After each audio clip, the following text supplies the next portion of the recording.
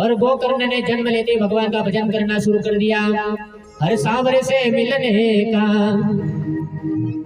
हो सत्संग ही बहाना है।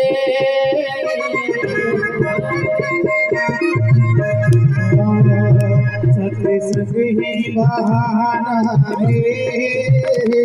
वो सांवरे से मिलने का सत्संग ही बहाना है।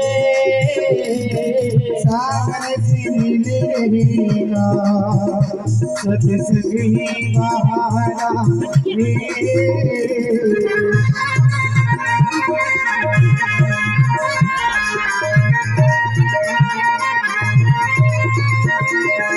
सांवरे से मिलने का सत्संग ही बहाना है।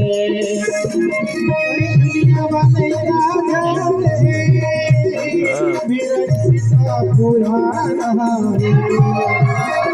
ओ दुनिया वाले क्या जाने, हाँ दुनिया वाले क्या जाने, ये मेरा रिश्ता पुराना है।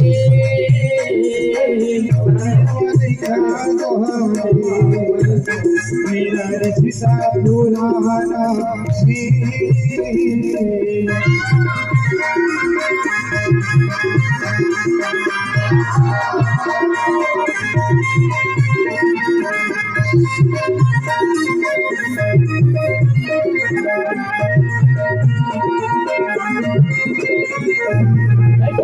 तेरी पुकार रही, आओ मेरे गिरधारी। ओ सबकी पुकार रही,